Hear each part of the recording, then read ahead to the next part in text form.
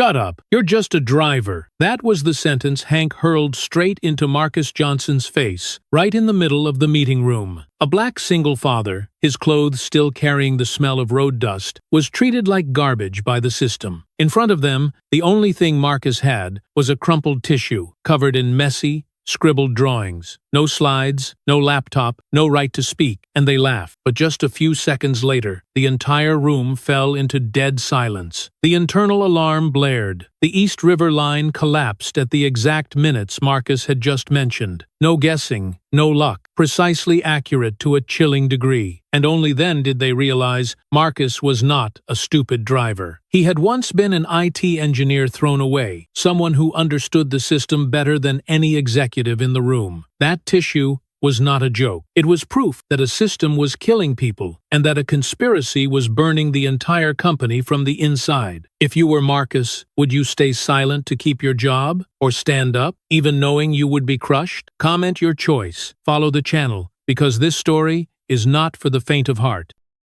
Detroit does not sleep. This city exists on sounds that never shut off. Police sirens ripping through the night, tires grinding against cold, damp asphalt, the clang of metal echoing from dark alleys. Graffiti-covered walls stand silently like witnesses to too many unfinished endings. Marcus Johnson has lived here long enough to understand one thing. Detroit does not need to attack you. One moment of carelessness is enough. The delivery truck rolled slowly through a neighborhood with almost no lights left on. The radio played softly, the announcer's steady voice reporting a shooting a few blocks away before switching to a weather warning. Lake winds are increasing, and black ice is possible on the roads. Marcus glanced at the rearview mirror, then looked left and right at the upcoming intersection. He eased off the gas, even though the light was still green. There was no room for recklessness in his head. He muttered, almost reflexively, "In Detroit, stopping in the wrong place is suicide." But he also knew that charging ahead without looking was no different from signing his own sentence. He kept driving, turning into streets that navigation apps always misjudged. Some stretches looked harmless during the day, but at night became places where a delivery truck lingering too long would attract unwanted attention. Marcus delivered quickly, got the signature, and left immediately. Not because he was blindly afraid, but because he understood that every extra second was an unnecessary risk. When the night shift ended, Marcus drove back to the small house near the edge of the city. The old paint peeled in patches, and the steps creaked every time he climbed them. He opened the door quietly, trying not to make a sound. The kitchen light was still on. On the table were open school notebooks, and a pencil lay carelessly across them. Marcus set his bag down, washed his hands, and pulled out a chair. He spread a map of Detroit across the table, placed it next to his child's homework, took a pen, and circled several intersections. Arrows, symbols, hurried notes followed no standard other than the memory of someone who had driven these roads far too many times. His son appeared in the doorway, hair messy, eyes still heavy with sleep. He stared at the markings on the table for a moment and asked, "What are you drawing, Dad?" Marcus did not look up right away. He adjusted one of the circles, then replied, "A faster way home." The boy nodded, as if that answer were enough. He went back to his room, carrying with him the quiet reassurance that his father was still finding ways to be around more. Marcus folded the map and leaned back in his chair. The kitchen was silent, with only the ticking of the clock. In that moment, old memories surfaced, painfully clear. He remembered the bright office 10 years earlier, rows of desks lined up neatly, large screens constantly displaying growth charts. Back then, he was an IT engineer, unremarkable but solid. He was not good at talking about himself and did not like competing for credit. When the company began talking about innovation, about the next generation, Marcus sensed that something was coming. The meeting was quick and efficient. A young manager smiled politely and said the company needed fresh perspectives, new energy to keep up with the market. No one said outright that Marcus was no longer a good fit, but he understood. Walking out of the building with a cardboard box of personal belongings, he knew he had just been removed from a game whose rules had changed long ago. Marcus thought he would find another job quickly, but rejection emails kept coming. Interviews ended with vague promises. At home, the pressure grew heavier. Arguments became more frequent. Then, one night, his wife packed her things and said in a tired voice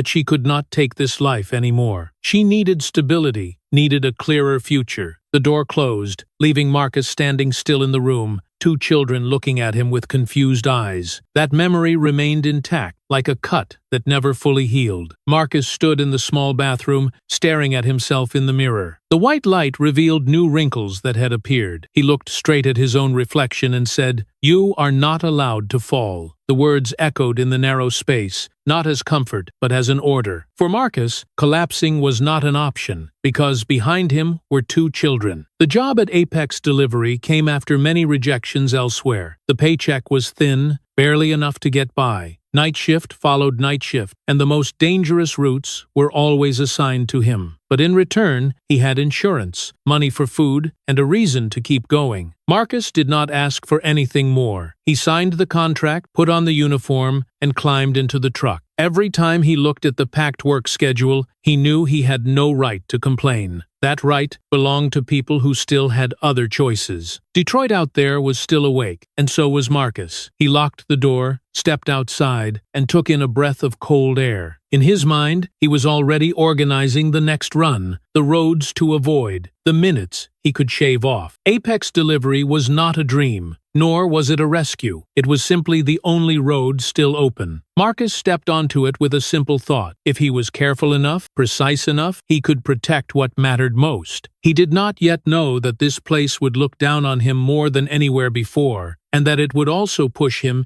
into far greater danger. But at that moment, Marcus did not think that far ahead. He only knew that in Detroit, continuing to move was safer than standing still. Apex Delivery appeared before Marcus like a massive block of metal rising in the middle of the city, cold and emotionless. The parking lot was wide. The high-mast lights cast a stark white glow, and everything Arwaz ranged so neatly that it gave the impression that humans were nothing more than replaceable components. Marcus stepped out of his vehicle and merged into the stream of drivers checking in for the start of their shift. No one talked much. Here, talking for too long usually meant trouble. The dispatch room was located on the ground floor, an enclosed space with large screens covering the walls, displaying routes, delivery times, and performance metrics that Marcus felt tired just glancing at without even reading them fully. Hank stood in front of the assignment board, a tablet in hand, his voice flat, but carrying a kind of authority that forced silence. He did not need to study each person carefully. He merely glanced at the list and read out names. East River Route, night shift. "You again, Marcus," Hank said, without looking up. Marcus stepped forward, took the assignment sheet, and nodded. He was used to this. The East River was a difficult route, with many blind spots, and in bad weather, it turned into a trap. It was also the route others usually tried to avoid. A driver standing behind him let out a quiet sound, unable to hide his irritation. "Every time, huh?" Hank looked up, his eyes instantly cold. He stared directly at the man who had spoken. "If you don't like it, leave." The room fell completely silent. No one said another word. The driver lowered his head and stepped back. Marcus stood still, clearly sensing the invisible line that had just been drawn. Here, reacting meant removing yourself from the game. He held the assignment sheet and turned away without arguing, not because he agreed, but because he understood the rules. Out in the parking lot, a few people gathered near Marcus once Hank had turned his back. Their voices dropped low, as if afraid of being overheard. "He gives these routes to people who don't matter," one of them said quickly. "Everyone knows East River is a dead route." Marcus did not respond. He opened his vehicle door, quickly checked the cargo, then climbed into the driver's seat. In his mind, familiar information automatically fell into place. East River at night, strong lake winds, slick roads, and many blind spots. The navigation app would not tell him where to slow down early or where he should not stop for too long. But Marcus knew. The vehicle rolled out of the lot and straight into a sudden hailstorm. Small pellets of ice rattled against the windshield, the headlights reflecting in smeared streaks of light. Marcus tightened his grip on the steering wheel and slowed down. A human figure suddenly appeared at the corner of the road, lunging forward and then hesitating when he saw the vehicle did not slow further. Just a moment, enough to make the heart pound harder than usual. Marcus gently turned turned the wheel, avoiding the collision by a hair's breadth. He kept driving, the tension never leaving him. On the East River, situations like that were not rare. Marcus had learned not to panic, because panic here usually led to deadly mistakes. When the vehicle turned into a narrow street, the app on the screen suddenly announced a right turn, leading straight toward a barricaded area. Marcus slammed on the brakes, the tires slipping slightly on the slick surface. He cursed under his breath, then steered left, avoiding the restricted zone with only a few meters to spare. He stopped the vehicle in a safe, open spot and took a deep breath to slow his heartbeat. On the screen, the GPS continued blinking, as if nothing were wrong. Marcus stared at it for a few seconds, then shook his head. He pulled out his familiar pen and small notebook and quickly wrote down a line. Do not trust the app when the lake wind shifts. The slanted handwriting was rushed, but enough for him to remember next time. The night shift ended later than expected. When Marcus returned to the parking lot, the rain had eased, but the cold had sunk in deeper. He turned in the vehicle, signed off on completing the shift, then went into the break room to get his things. Hank was standing there, leaning against a table, watching Marcus from head to toe. His gaze paused when he noticed the small notebook and pen in Marcus's hand. "What are you writing down now?" Hank asked, his voice carrying a hint of mockery. Marcus did not hide the notebook. He looked straight at Hank, places where the system gives wrong directions. Hank let out a soft laugh, a laugh without any warmth. "You think those sloppy scribbles have any value?" Marcus replied calmly. "At least they help me get home safely." Hank raised an eyebrow and stepped closer. "You're paid to drive, not to think," he said, each word landing heavily. Marcus did not answer right away. He put the notebook into his pocket and zipped up his jacket. "I drive with my head," he said, then turned away before Hank could say anything else. Outside in the parking lot, Marcus paused for a moment, looking at the row of vehicles lined up perfectly. They all looked the same, as if it did not matter who was behind the wheel. In that moment, a clear thought formed in his mind. This system was not designed to protect drivers. It was designed to keep running,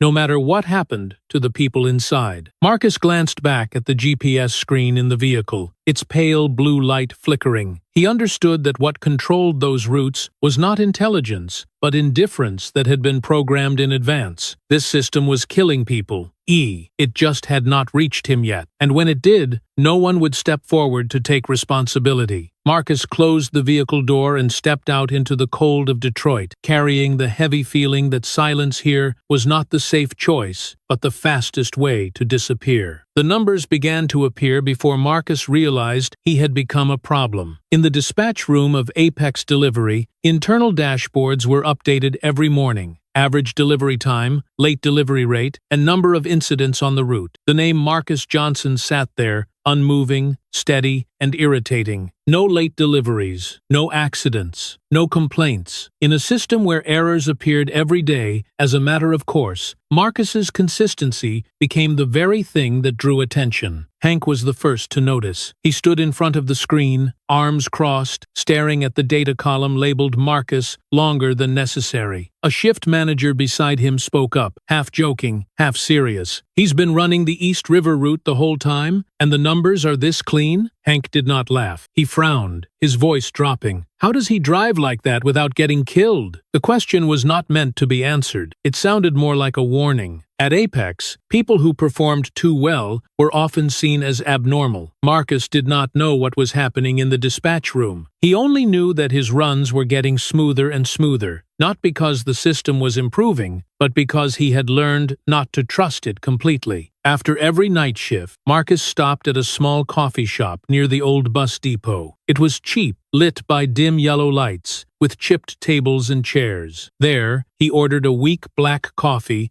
and spread a paper napkin on the table. Not because he did not have a notebook, but because a napkin forced him to write briefly and directly. Arrows, circles, and symbols appeared quickly. Black ice after 2 a.m. This road dies when it snows. Lake wind shifts. Slow down early. Each line marked a moment when he had narrowly escaped or had watched someone else fail to react in time. The waitress looked at the strange markings and asked out of curiosity, "What are you drawing?" Marcus took a sip of coffee and answered shortly, "A way to survive." The girl laughed, thinking he was joking. Marcus did not explain further. Anyone who had never driven across Detroit at midnight would not understand. Meanwhile, upstairs at Apex, meetings followed one another. Supply chains were breaking down. Route forecasts were off. Extreme weather rendered the models useless. Each quarter that passed, tens of millions of dollars evaporated without anyone being able to point to a clear cause. The leadership grew restless. Questions were raised in bright glass conference rooms where Detroit existed only as colored dots on a map. Eventually, a familiar decision was made. Hire consultants. Deloitte arrived with a polished team, carrying perfectly designed slides. They talked about optimization, about digital transformation, about the need for more data. Upward trending charts, arrows pointing toward the future. In the conference room, many heads nodded. Hank sat there, feeling relieved. Responsibility had now been shared with names big enough to absorb it. Marcus happened to catch sight of a printed copy of the report as he walked past the office area. Glossy wording, terminology he himself had used 10 years earlier. He stopped for a few seconds, skimmed it, then shook his head. A coworker beside him asked quietly, "Is there a problem?" Marcus replied, his voice low. "They've never driven at night." The words fell into space. No one argued. No one took note. The gap between reality and the conference room began to widen. On the road, Marcus saw more new drivers, younger and less experienced, being assigned routes he used to run. Some did not return after their night shift. Minor accidents, major incidents, and reports are quickly processed under the phrase individual error. The system kept operating, cold and efficient on paper. One afternoon, Hank called Marcus into his office. The room was small, the glass door frosted. Hank sat behind the desk, flipping through a few sheets of paper. "You're doing fine," he said, his voice emotionless. "But don't think that gives you any extra rights." Marcus stood straight and answered briefly, "I'm just doing my job." Hank looked up, meeting his eyes. "Exactly. Remember that." A few days later, a notice was posted on the bulletin board. The following week, there would be an internal ideas workshop. All drivers were required to attend. The news spread quickly, accompanied by shrugs and mocking laughter. Everyone understood that sessions like that were rarely meant for people at the bottom. Marcus read the notice and said nothing. At the end of that shift, Hank stood in the middle of the dispatch room, his voice loud enough for everyone to hear. "Next week, there's an ideas workshop." He paused for a beat, his gaze sweeping across the crowd before stopping on Marcus. "But remember your place." A few quiet laughs followed. Marcus clearly felt the eyes turning toward him, curious and wary at the same time. That night, Marcus sat again in the familiar coffee shop. The napkin spread out in front of him was filled with writing. He stared at it longer than usual. Each note was tied to a face, a moment of nearly losing control, a road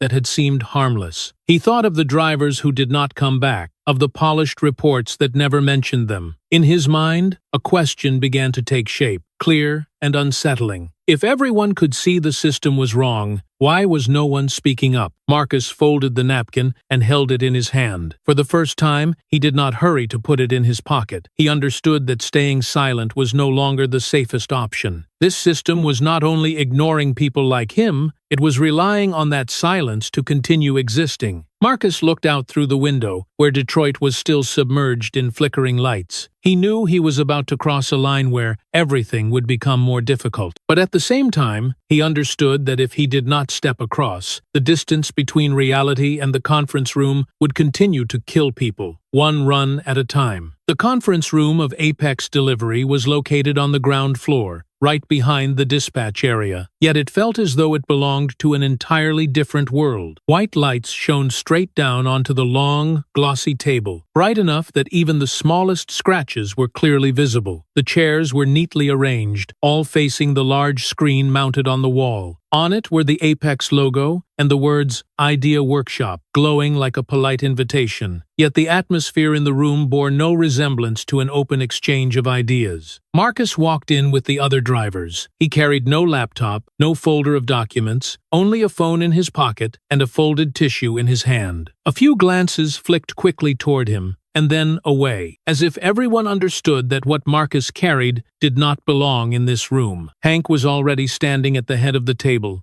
one hand resting on its surface, wearing the familiar posture of someone firmly in control. When Marcus's name was called, Hank looked up, his gaze settling on Marcus's empty hands. He curled his lip, his voice loud enough for the entire room to hear. "What did you bring up here?" Marcus stepped forward one more pace, stood straight, and placed the tissue on the table. He did not answer immediately. He unfolded it, revealing a tangle of blue and red pen marks, arrows cutting across blocks of city streets. Then he spoke, his voice steady, neither raised nor lowered. "What our system is missing." A wave of murmurs spread across the room. A few quiet laughs broke out, unmasked. Someone at the far end of the table leaned toward the person beside him and shook his head. Hank crossed his arms, his expression amused, as if watching an unsolicited performance. Marcus paid no attention to the laughter. He pointed to a corner of the tissue. "This is the lake wind," he said. "Not the general wind direction, but the shift that happens after midnight. The system does not account for it." He moved his finger to another circle. "This is black ice. It does not appear evenly, only on low-lying stretches of road. Our app treats that as normal pavement." A few people stopped laughing. Marcus continued, his voice still holding the same measured rhythm. "I have seen drivers brake hard here," he said, pointing to an X mark. "The vehicle slides, just a little more deviation, and it goes straight into the median barrier. The system calls that low risk. In real life, that is an accident waiting to happen." Hank raised a hand, cutting him off. "That's enough," he said coldly. "You are a driver, not a thinker." The words dropped onto the table like a heavy object. The room fell silent for a moment. Marcus lifted his head and looked straight at Hank. There was no open defiance in his eyes, only the certainty of someone long accustomed to danger. "Then the system is thinking wrong," Marcus replied, each word clear. A few people seated near the screen stopped taking notes. Someone leaned back in his chair, staring at the tissue for longer than before. The atmosphere in the room began to change, not loudly, but stretched tight, as a string pulled too far. Hank stepped forward. "You think a few hand-drawn lines beat a system we spent millions of dollars building?" Marcus did not step back. "I think that system has never driven through Detroit when the lake wind shifts." Another manager cut in, trying to keep his tone neutral. "We have weather data." "And some?" Marcus turned to him and nodded. "Yes, but data does not tell you how much earlier a driver has to slow down to stay alive." Hank ground his teeth. He looked around the room, clearly sensing that attention was slowly drifting away from him. "Time's up," Hank said loudly, as if issuing an order. "This session is not for emotional stories." Marcus did not sit down. He remained standing, one hand resting on the edge of the table. Hank frowned, his voice sharper. "I said time's up." Marcus took a short breath. "Give me 30 seconds." Hank snorted. "Do you think you know where you are?" Marcus did not answer that question. He pulled his phone from his pocket and placed it on the table, the screen lighting up. The room fell completely silent. The eyes that had been mocking moments earlier were now fixed on the small device in his hand. Hank opened his mouth to speak, but Marcus spoke first, his voice low and firm. "If I am wrong, I will walk out of this room myself." He leaned forward, his fingers moving quickly across the screen. On the tissue,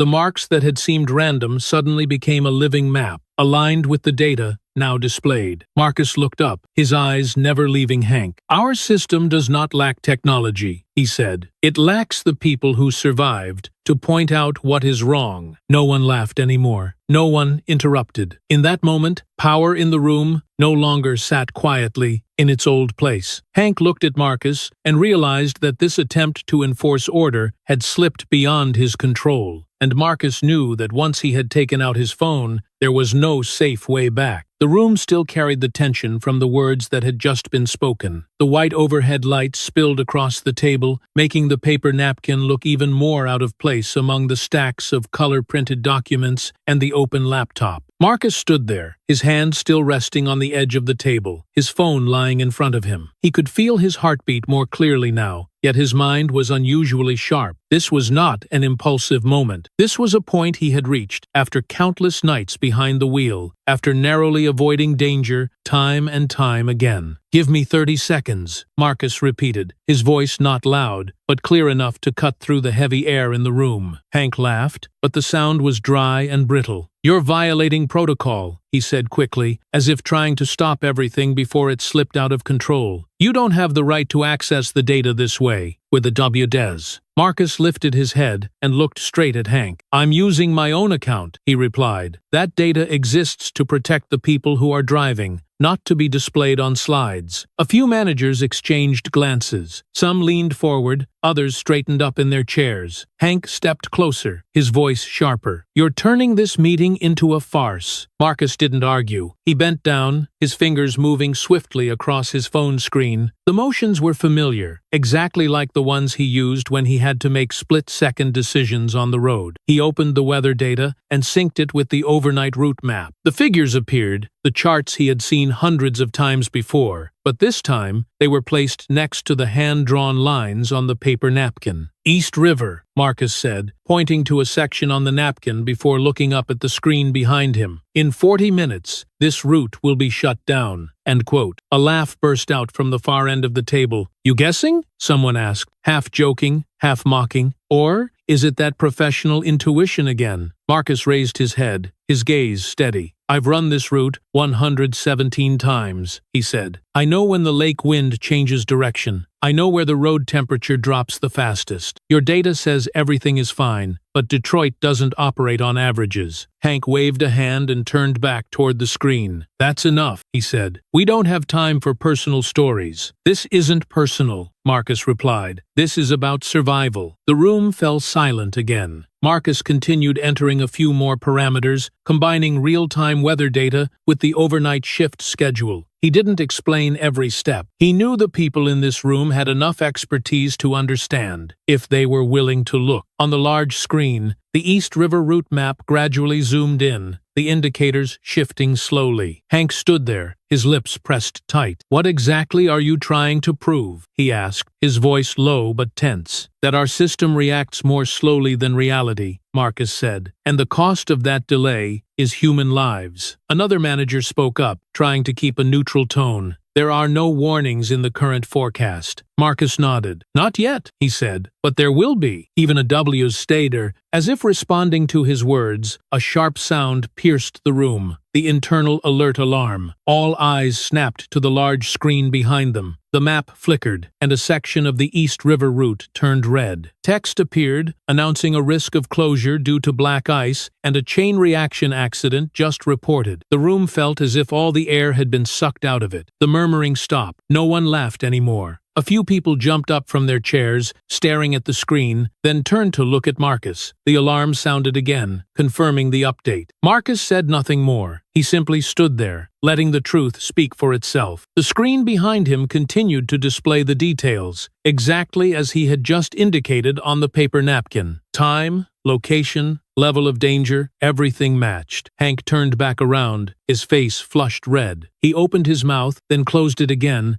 as if searching for words strong enough to reclaim control. You just accessed internal data, Hank said hurriedly. That's a serious violation. I already told you, Marcus replied, meeting his gaze. I used my own account, and that data just proved I was right. A senior manager cleared his throat softly. We need to verify this. Marcus nodded. Go ahead and verify it, he said. I'm not asking anyone to believe me. I'm asking everyone to look. No one responded right away. The screen behind them kept updating, new notifications appearing, further reinforcing the initial prediction. Each line of text that appeared added another layer of silence to the meeting room. Hank stood still, his hands clenched. He realized that what had just happened wasn't merely an accurate forecast. It was a moment when his authority had been challenged in front of everyone. Not with shouting, not with emotion, but with live data, the very thing he had always believed he controlled. Marcus looked around the room, his eyes resting on each face in turn. 30 seconds, he said slowly. That's all the system needed to expose its blind spot. No one objected, no one interrupted. In that moment, every familiar structure of the meeting was overturned. The driver stood at the head of the table, the paper napkin still spread across the surface, his phone still lit. And Hank, the man who used to give orders, stood there with his face red from anger and helplessness. The room was frozen. Not because there was no sound, but because everyone understood that from this moment on, control no longer belonged entirely to one person. The conference room had not yet caught its breath after the series of alerts that had just sounded. The screen behind the meeting table still displayed red frames layered over the East River route, updates flashing continuously, as if to remind everyone that what had just happened was real, not a staged performance. Marcus stood motionless, his phone resting on the table, the tissue still unfolded with rough sketches on it. He said nothing more. He had said,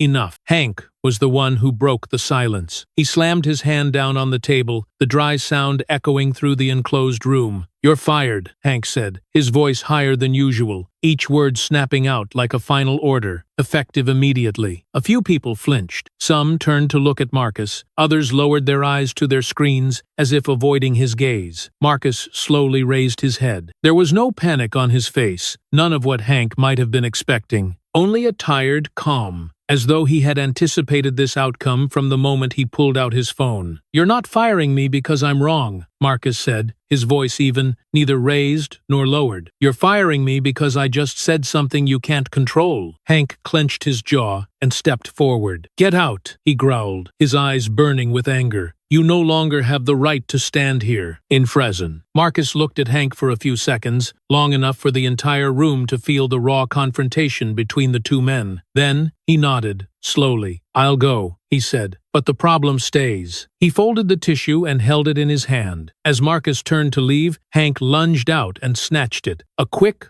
rough motion. The tissue slipped from Marcus's hand, was crumpled, and thrown straight into the trash can beside the door. The sound was light, but unmistakable, in the dead silent room. Marcus paused for half a beat, then kept walking. The door closed behind him. Inside, Hank turned back to the others, inhaling deeply, as if he had just put out a fire. "We'll handle this according to procedure," he said, forcing his voice back into calm. "No one is to act on their own." No one answered. The screen behind them remained lit, a reminder that some things do not disappear just because one person is thrown out of the room. Marcus walked down the hallway, past glass walls reflecting his own image in a dust-stained uniform. He felt neither relief nor regret, only a familiar emptiness, like 10 years earlier, when he left the IT company carrying a cardboard box in his hands. History had a way of repeating itself, only with a different setting. About 1 hour later, Apex Delivery became unusually restless. News of the discrepant figures spread quickly through the internal system. A black car stopped in front of the building. Elena Ramirez stepped out, her stride fast and decisive. She was not there for an idea workshop. She was there because the indicators had just crossed an alert threshold that no one could explain. In the conference room, Hank was recounting the incident in his own way when the door opened. Elena walked in, her eyes sweeping quickly across the room. "Who is responsible for these figures?" she asked, her voice low but clear. No one answered immediately. Hank stood up and adjusted his tie. "We're handling it." Elena raised a hand to stop him. "I want to know what happened before we handle it," she said, then glanced down at the trash can beside the door. A crumpled piece of paper was visible at the top. A young employee standing nearby hesitated for a few seconds, then bent down and picked up the tissue. He placed it on the table in front of Elena, as if handing over a piece of evidence. Elena leaned forward and unfolded it. Her gaze lingered for a long time on the messy sketches, the notes about lake winds, black ice, time windows after midnight. She said nothing, only looked. "Where did this come from?" Elena asked. Hank answered quickly. "A driver. He's been dealt with for violating procedure." Elena lifted her head. "Name?" Hank hesitated for a beat. "Marcus Johnson." Elena paused almost imperceptibly, just enough for those standing close to notice. She looked back at the tissue, then up at Hank. "Bring him back," Elena said, her voice allowing no argument. Hank froze. "He's been dismissed," Elena replied, her eyes turning cold. "I said bring him back." A few minutes later, Marcus was escorted back into the conference room. He entered wearing the same uniform, the same upright posture, but his eyes were more guarded. When he saw Elena standing at the head of the table, he stopped. Elena also held her gaze on his face. Both of them froze for a brief moment, but long enough for the past to rush back. 10 years earlier, they had sat across from each other in another conference room, smaller than this one, when Elena was still a mid-level manager,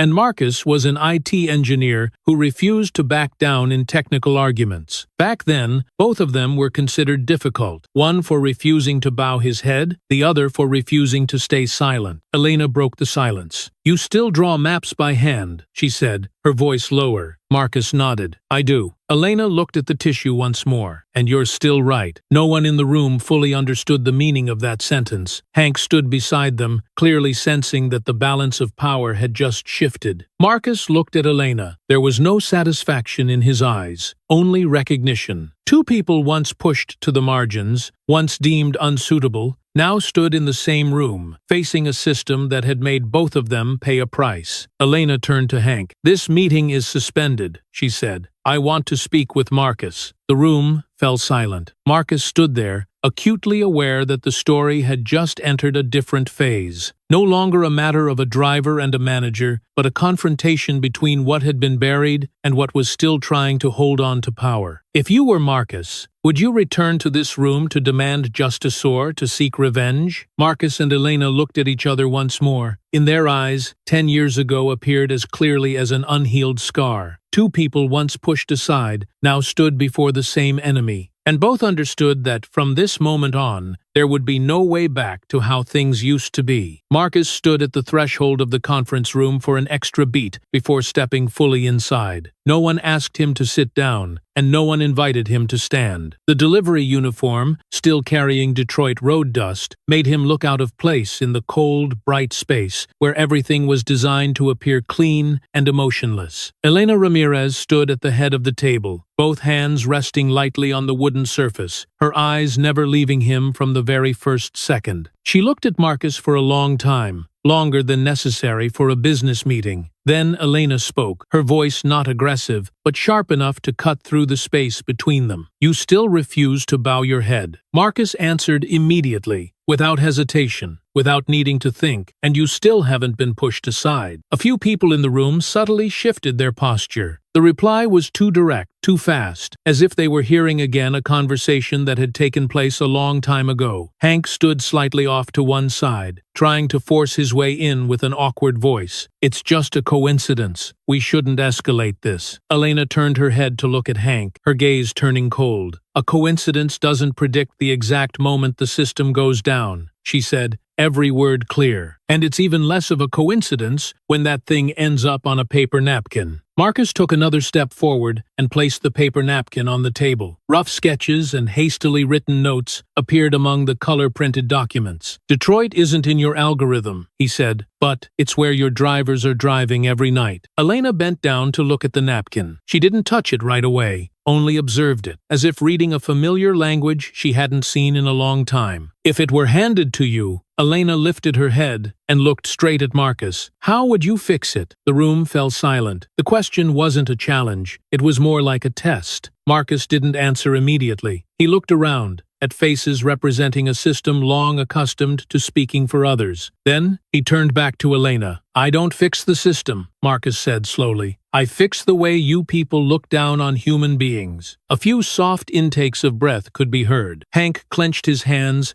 his jaw tightening. "This isn't a moral lecture," he said, his voice low but sharp. "We operate on data." Marcus turned to Hank. "And your data just nearly killed someone," he replied. "This time, it just happened to be caught." Elena raised her hand, signaling a stop before Hank could react. "I want to hear more," she said. "Not what you think, but what you see." Marcus took a short breath. "I see drivers being pushed into the hardest shifts because they work well," he said. "I see a system relying on averages to deny specific risks. I see you calling that optimization, while we call it survival." Elena nodded very slightly. "And you think you can change that? Hazapad? And Bella?" Marcus looked straight at her. I already have, he answered. You just haven't seen it yet. Hank let out a dry laugh. You think a few handwritten notes can replace this entire machine? Marcus didn't turn back. I think this machine is being built to replace people, he said, and that's why it fails. Elena was silent. Her silence was different from the silence usually found in meetings. It wasn't meant to dominate, but to weigh things carefully. She walked around the table and stopped beside Marcus. 10 years ago, Elena said,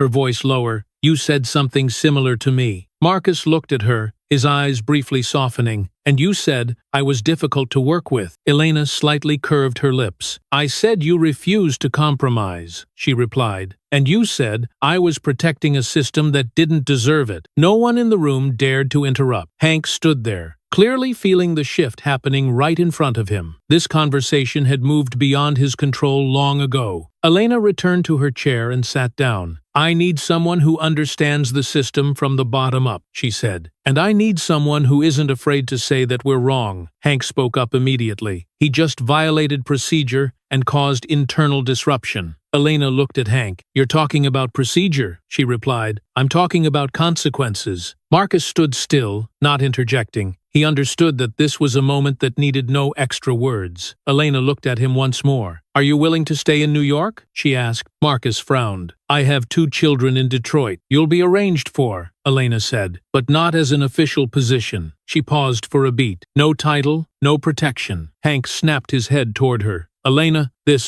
raised her hand, cutting him off. This is my decision, she said, and I take responsibility for it. Marcus looked at Elena, trying to read whether this was an opportunity or a trap. I'm not looking for a title, he said. I'm looking for a way to make sure the people driving get home. Elena nodded. Then we understand each other. Hank stepped back half a step, his eyes full of caution. He realized that Marcus wasn't being kept out of pity, but because he held something more dangerous than any title, the truth about how the system actually operated. The meeting ended without an official statement. Everyone left the room in silence, carrying a sense of unease. Marcus stayed a little longer, looking out through the glass doors. New York City appeared unfamiliar, very different from Detroit, but he knew that the systems built here would decide the fate of the roads he had driven every night. Elena stood beside him. This reunion is not meant for the weak, she said softly. Marcus replied, his voice steady. I have never been weak. Elena looked at him, a silent agreement in her eyes. She had just made an irreversible decision. Keeping Marcus meant accepting a challenge to the very system she was leading. And Marcus understood that, from this moment on, he was no longer just a driver. He had stepped into a different battle, one with no uniform to protect him, no title to shield him, only the truth, and those willing to face it. The 27th floor of Apex Delivery's headquarters opened before Marcus like a space that had been over-sanitized. The floor was so polished it clearly reflected every footstep, glass walls looking straight out over the Hudson, flowing quietly below. There was no smell of engine oil, no engine noise, no trace of overnight delivery runs. Everything here was so clean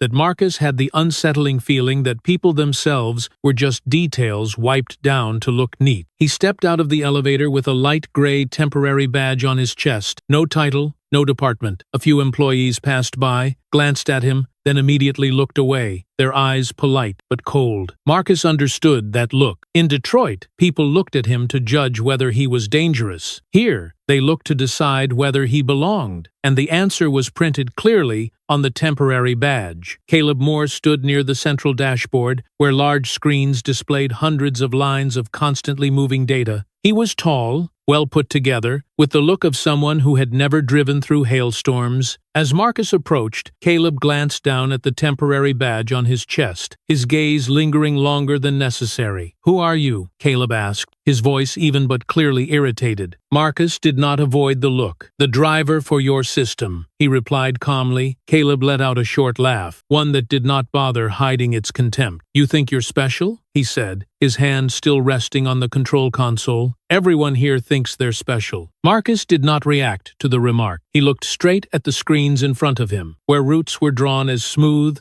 th-colored lines. "I think you're hiding something," Marcus said, as if commenting on the weather. Caleb turned fully toward him, his eyes sharpening. "What did you say?" Before Marcus could respond, Elena Ramirez stepped into the operations area. She did not speak immediately, only stood beside Marcus and looked over the screens. "Open the system update history," Elena said, her voice short, allowing no delay. Caleb hesitated for a beat. "We've already reviewed it," he replied. "Just technical issues. Patches delayed due to version conflicts." Marcus tilted his head, looking at a running chart. "Technical issues don't usually have a habit of repeating at the same time window," he said, "after 1 o'clock in the morning, before the night shift." Caleb gave a thin smile. "You're reading too much into the data." Elena turned to Caleb. "Open it," she said again, this time in a lower voice. Caleb carried out a few steps, still trying to maintain control. Update logs appeared on a secondary screen. Marcus stepped closer, his eyes scanning the timelines. He pointed at a sequence of consecutive days. "Critical patches were blocked here," Marcus said. "Same time window? Same vague reason?" Caleb crossed his arms. "You're overstepping," he said harshly. "You're not authorized to analyze internal data at this level." Marcus turned to look at him. "I'm reading what your system generates," he replied. "If reading is overstepping, then the problem isn't me." Elena stood still, her gaze moving between Marcus and Caleb. "Why do the cities with the highest risk rates overlap with the locations where updates were delayed?" she asked. Caleb let out a short breath. "Resource allocation," he said. "We prioritize markets with better profit potential." Marcus let out a very soft laugh. "You call that prioritization," he said. "We call that abandonment," Caleb snapped back. "You don't understand how operations work at this level." Marcus met his stare. "I understand the consequences," he replied, "and I understand why you need high-score drivers to run the most dangerous routes." Elena turned to Marcus. "Explain." Marcus pointed at a ranking board. "The highest-performing drivers always get the hardest routes," he said. "When something goes wrong, the system records it as an acceptable risk because skilled drivers are expected to handle it. When they get into accidents, the reports list it as personal error." Caleb cut in. "That's operational optimization." Marcus shook his head. "That's using good people as shock absorbers," he said, "and you know it." The air in the room began to grow heavy. A few engineers nearby pretended to focus on other screens, but were clearly listening. Elena looked at Caleb for a long moment. "Do you have another explanation?" she asked. Caleb tightened his jaw. "He's speculating," he said. "We can't let someone without a title disrupt procedures." Marcus stepped forward one more pace, enough to stand level with Caleb. "I don't need a title to see blocked patches," he said. "I just need to know how to read." Elena raised her hand, signaling a stop. "Enough," she said. "I want the full training logs and edit history." Caleb turned to her. "Elena, this will confuse the board," Elena replied coldly. "What is confusing is not knowing what our system is actually doing." Caleb looked at Marcus, his expression shifting from contempt to caution. "You're digging too deep," he said. "Some things are better left alone," Marcus answered evenly. "In Detroit, leaving things alone usually means someone doesn't make it home." The words fell, and no one immediately argued. Elena looked back at the screens, where the numbers continued to flow smoothly, beautifully, and without emotion. She turned to Marcus. "What else do you see?" Marcus was silent for a few seconds. Then he spoke, slow and firm. "I see a system that isn't accidentally broken," he said. "I see a system adjusted to become worse, at exactly the moments it needs to." Caleb let out an uneasy laugh. "Are you accusing me?" Marcus did not answer directly. "I'm describing what the data says," he said. "And data doesn't know how to lie. Only the people using it do." Elena said nothing more, but in her eyes, Marcus saw something unmistakable. Suspicion had taken root, and it would not be easy to extinguish. Caleb stepped back half a pace, very subtly, as if realizing he had underestimated the man in front of him. Marcus took one last look at the dashboard. Those smooth, th-colored lines now appeared in his mind like an over-polished surface, hiding cracks underneath. He understood that what he had just seen could not be explained by carelessness. This was not an error. This was the intent. And as that realization settled clearly, Marcus also understood that from this moment on, the confrontation had shifted to another level. It was no longer about procedural arguments, but about exposing a carefully concealed design. Caleb Moore was not just an unpleasant manager. He was the man standing between the system and the truth, and he would do everything necessary to stay there. Data does not stay silent when it is observed long enough. On the 27th floor, the screens continued running steadily, their graph lines so smooth that they created a false sense of reassurance.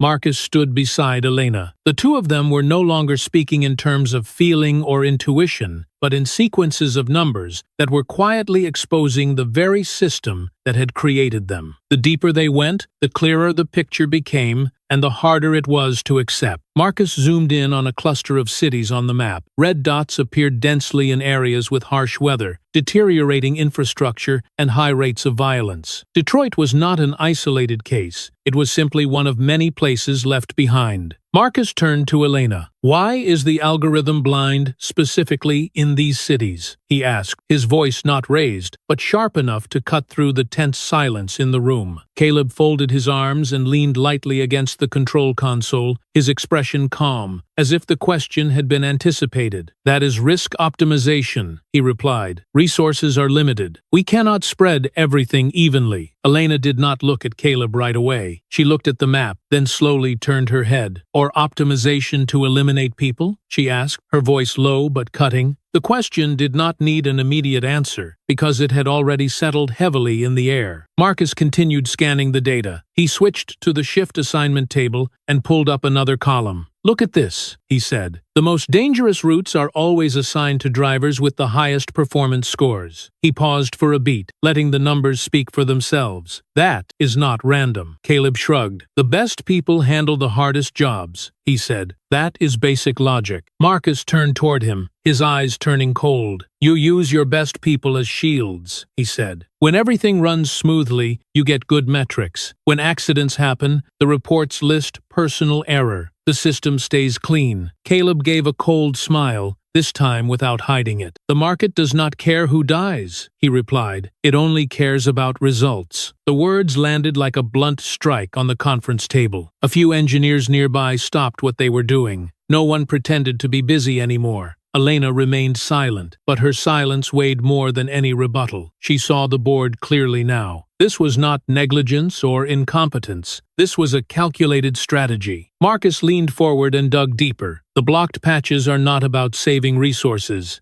he said. "They are blocked to keep the system's predictions worse in exactly these places." He pointed at the screen. "When performance drops, stock prices drop as well. And then someone shows up with a buyout solution." Caleb narrowed his eyes. "You are speculating." Marcus shook his head. "I am reading the data," he replied, "and this data is more consistent than any explanation." Elena took a slow breath in. She looked at Marcus. "Are you certain?" Marcus did not answer immediately. He opened another layer of logs, displaying the history of manual interventions in the algorithm. Timestamps appeared, aligning suspiciously well with periods of market volatility. "I am certain," Marcus said. "Too precise to be a coincidence."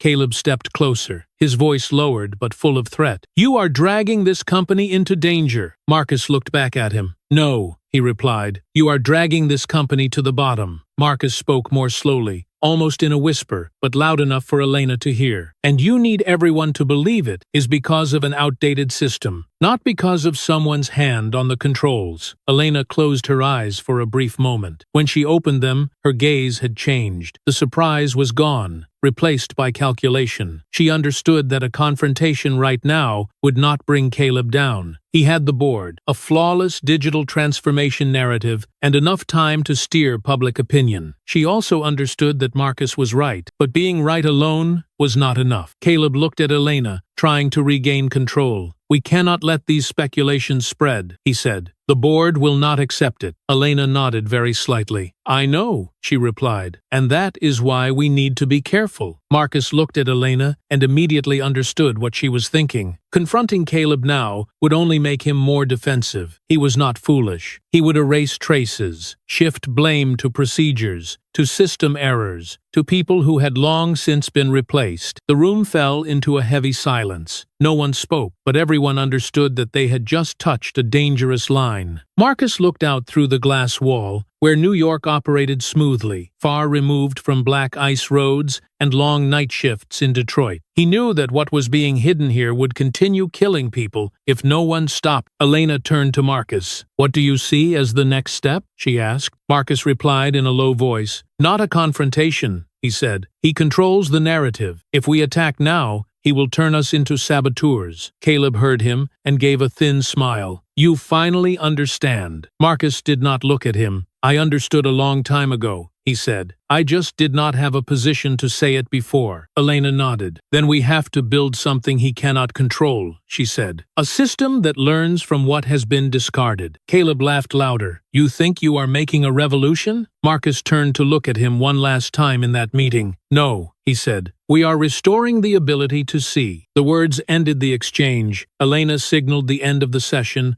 without announcement, without minutes. Everyone left the room in silence, carrying the feeling that they had just witnessed something that could not be undone. Before leaving the room, Marcus paused for a moment and turned to Elena. If he knows what we have seen, Marcus said quietly, he will strike first. Elena nodded. Marcus understood exactly what that meant. Confronting Caleb directly now would be suicide, not because of a lack of evidence, but because he was positioned perfectly to turn truth into noise. The system had been made blind, and those who blinded it knew exactly what they were doing. If you discovered that a system was deliberately killing people for profit, would you expose it or remain silent? Marcus stepped into the hallway, white lights stretching out before him. He knew the real fight had just begun, and this time it would not take place on ice-covered roads, but within lines of data carefully kept out of sight. The idea was not presented in an official meeting. It surfaced late one evening when the 27th floor was nearly empty, with only white lights reflecting off the glass and the steady hum of the cooling system. Marcus stood by the window, looking down at the stream of cars below, while Elena sat across from him, slowly turning the pages of notes Marcus had printed from raw data. We build something he can't squeeze, Marcus said quietly, without the excitement of a new proposal, more like placing a stone on a chessboard. Elena looked up. How long? She asked immediately, without circling the point. Marcus did not hesitate. Faster than his scheme, he replied. If we're slower, we'll just be patching another layer onto the old system, and he'll find a way to punch through. Elena leaned back in her chair, silent for a few seconds. She understood the risks of this path very clearly. No permission meant no protection. No visibility meant no one to shield them if everything was discovered too early. But she also understood that this was the only path not controlled by layers of power that had already rotted from within. What are you planning to build? Elena asked. Marcus pulled his chair closer and spread out a thin stack of papers. Not grand schematics, but simple blocks connected by arrows. An application that learns from drivers,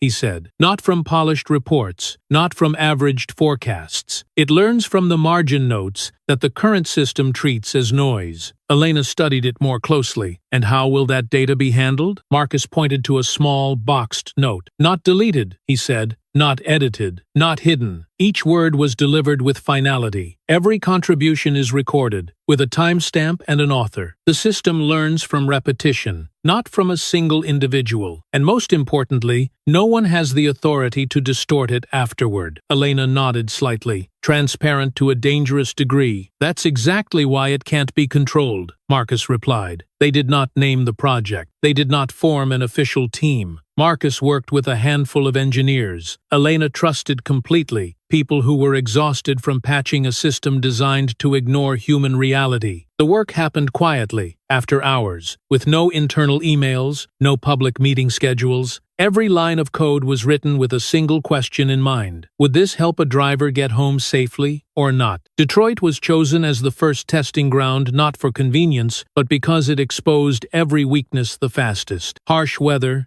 aging infrastructure, scattered violence. If the new system worked here, it would work anywhere. Marcus returned to Detroit on short trips, meeting old drivers, sitting in familiar coffee shops, listening to them talk. A young driver looked at the phone in Marcus's hand and asked suspiciously, "Does this thing track us?" Marcus shook his head. "It learns from you," he answered. "Not to judge, but to avoid dead zones." The notes began to appear. "This road freezes after rain. That intersection has poor visibility when it snows. That time window is prone to robberies." No flowery language, just living information. The application did not respond with scores or generic alerts. It adjusted routes for the next driver, little by little, based on what had just happened. After a few weeks, small changes became visible. Routes, once considered the most dangerous, no longer appeared on shift assignments. Delivery times varied only slightly, but the number of incidents dropped noticeably. Drivers got home 10 minutes earlier, 20 minutes earlier. For them, that difference alone marked the line between fatigue and exhaustion. Marcus stood in the parking yard, listening to two drivers talk. "Runs feel less tense lately," one said. "No idea who tweaked the system." The other shrugged. "As long as we're alive." The numbers began to reflect it, quietly, without spikes or drama, but steadily. Detroit, once considered a blind spot, gradually became the area with the fastest drop in incident rates. Marcus sent a short report to Elena. No lengthy analysis, just before and after. Elena looked at those numbers in her New York office and understood their meaning perfectly. This was not a surface-level improvement. This was a system learning in a way the old one had never allowed, and that meant it would soon attract attention. Caleb noticed the change when weekly reports no longer matched his predictive models. Some cities that had been forecast as high risk were showing unusual improvement. Detroit was among them. Caleb frowned and ordered his analytics team to recheck the data. "Something's wrong," he said. An engineer replied cautiously, "We haven't seen any changes in the core system." Caleb tapped his fingers on the table. "That's exactly why it's wrong." He began probing. The familiar dashboard still looked clean, but certain routes no longer appeared as before. Incidents that should have occurred never showed up in reports. Caleb felt a familiar unease, the sensation of losing control without yet knowing why. In a brief meeting, he asked Elena directly, "Is anyone running experiments outside the core system?" Elena answered in an even tone, "We're always experimenting." Caleb studied her, trying to read whether the answer concealed something. "I don't like things I don't control," he said. Elena replied calmly, "I don't like things that kill people." The exchange ended there, but Caleb understood that something was operating beyond his reach. A system that asked for no permission, filed no reports, and could not be easily distorted. And that was the most dangerous thing of all, to those who lived by control. Marcus stood in his small Detroit apartment, video calling his children. They talked about their day at school, about dinner. He listened, nodded, and glanced at the clock. He would be home earlier than usual. He knew it was not a miracle, but the result of handwritten notes finally being heard. In New York, Caleb sat alone before his screen, watching graph lines drift away from their familiar trajectory. He did not yet know exactly what was happening, but he could feel clearly that something had slipped beyond his control. And when a system stops obeying, it becomes the greatest threat to someone who believes he holds everything in his hands. The game had entered a new phase, no longer an argument about data, but a race between transparency and manipulation. And this time, Marcus knew he was standing on ground Caleb could not reach easily. The Apex delivery boardroom was located on the top floor, completely separated from the places where Marcus had once stood. Here, there were no screens displaying real-time routes, no city maps, only aggregated figures neatly presented on large projection boards. The strong scent of coffee, leather-upholstered chairs, and lighting soft enough to make every decision appear calm and reasonable. Caleb Moore stood at the head of the table, controlling the slides with a slim presentation pointer. He had prepared carefully for this meeting. His voice was smooth, carrying the familiar cadence of someone accustomed to addressing a board of directors. "Over the past 3 quarters, Caleb said, we have witnessed a serious decline in operational efficiency. This shows that the old system is no longer suitable for the current context." Several board members nodded. The numbers on the screen showed logistics costs that had once surged, losses that had dragged on. Caleb moved to the next slide, where the chart line began to rise. Thanks to temporary measures, we managed to halt the decline and save more than $40 million.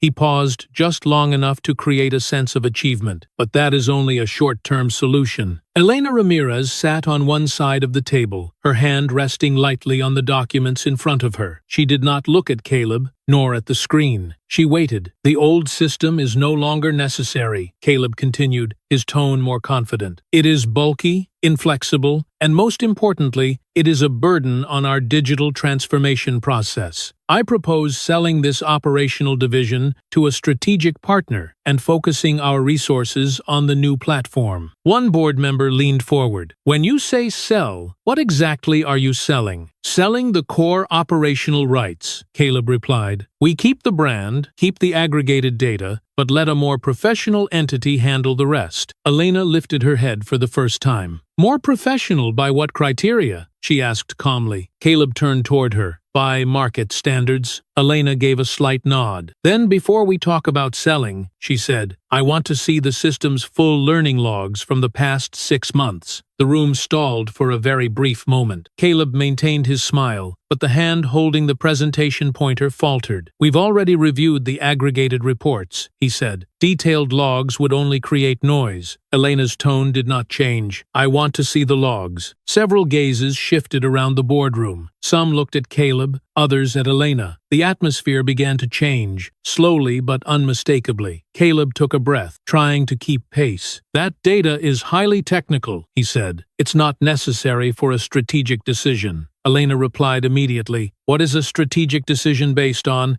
if not the truth? Caleb fell silent for a moment, then signaled to the technical team. The screen behind them changed interfaces. Lines of logs appeared, dense, stretching across time. At first, they looked harmless, just updates, small adjustments like any other complex system. Marcus stood at the back of the room, unannounced, without a fixed seat. He looked at the screen with the familiarity of someone who had read these lines for a long time. He did not need to speak. The traces were already there. Elena stepped forward one pace. Zoom in on the manual edits, she said. An engineer complied. The text changed color, highlighting non-automated interventions. The room grew quiet. Timestamps began to emerge, repeating with suspicious precision. After 1 o'clock in the morning, before the night shift, the same pattern, the same group of cities. Caleb stood still. His face lost its earlier confidence. Those were necessary adjustments, he said, his voice no longer smooth. Necessary for whom? Elena asked, her eyes fixed on the screen. Marcus spoke for the first time in that meeting. Necessary to slow down how the system learns, he said, and to make sure risks don't disappear from the aggregated reports. One board member turned to Marcus. Who are you? Elena answered for him. Someone who understands these logs better than any report. Caleb spun toward Marcus. You have no right to speak here. Marcus looked at him. Logs don't need permission to speak, he replied. Elena gestured for the engineer to scroll further. More edits appeared, along with the accounts that performed them. Nothing had been deleted, nothing overwritten. Every intervention left a trace, linked together into a clear chain. The room fell into a heavy silence. One board member asked slowly, Can these edits be erased? The engineer shook his head. No, he said. The new system records learning logs in an immutable format. Elena glanced at Marcus for a very brief moment, just enough to confirm what they had agreed on from the beginning. Then she turned back to the board. They cannot be erased, she repeated, and therefore they cannot be denied. Caleb stepped back half a step. You're misunderstanding this, he said, his voice more urgent. These are legitimate operational decisions, Marcus replied evenly. Legitimate does not mean innocent, he said, especially when they repeat with a clear purpose. Another board member placed a hand on the table. What purpose? Marcus met his gaze. To make the system look worse in the highest risk areas, he said, to create justification for selling it. No one objected immediately. The screen behind them remained lit, the logs like an indisputable record. Caleb looked around, searching for familiar support, but saw only faces reconsidering everything they had just heard. Elena spoke, her tone firm. "Before discussing any transaction," she said, "we need to clarify responsibility." Caleb clenched his jaw. "Elena, this will damage the company." Elena looked straight at him. "What damages the company is the hidden truth," she replied. The board said nothing. This silence was not due to a lack of information, but because the information was already overwhelming. Marcus looked at Caleb and saw the moment of realization on his face. Not fear of being exposed, but fear of losing control. What he had believed could be erased, explained away, now lay there, immutable. Caleb muttered, barely audible, "This isn't over." Marcus answered, his voice low but clear. "That's right," he said, "but this game is over." It set him. Elena signaled the end of the session. No vote, no declaration. The board rose in silence, carrying the sense that they had just witnessed a boundary being crossed. Caleb remained alone before the screen, staring at the logs still glowing, not disappearing when everyone else left. When the door closed, Caleb's face went pale. He understood that from this moment on, every next move he made would be examined under a light he could not turn off. The power game he knew had changed its rules, and for the first time, he was no longer the one writing them. The boardroom closed in a cold, orderly manner. There was no noise, no prolonged argument. The decision was made far faster than many had expected. Caleb Moore was suspended from duty the very same day, his access locked, a legal assistant already waiting in the hallway. When Caleb was asked to leave the room, he did not resist. His face went pale, not from surprise, but from the realization that every familiar escape route had vanished. The log records were still there, needing no guards, no accusations. They existed like a verdict that had already been written. Marcus stood at the back of the room, watching the scene from a distance. There was no sense of victory, only a necessary ending. Caleb was escorted down the long hallway, where the lights reflected off the cold stone floor. No one watched him for long. In a system accustomed to concealment, the public emergence of truth was the most uncomfortable thing of all. Elena Ramirez remained in the meeting room until the end. When everyone else had left, she turned to Marcus. "You can stay," Elena said, her voice low and clear. "We need you here, officially." Marcus looked around the luxurious room, where major decisions had long been made without ever touching the ground. He shook his head. "My children are in Detroit," he replied without hesitation. Elena nodded, as if she had anticipated that answer. "You will always have a place here," she said, "but I understand." Marcus left Apex headquarters in the late afternoon. New York continued to run smoothly, crowds rushing by, lights reflecting off glass. He pulled a small suitcase, carrying no classified documents, no contract. What he left behind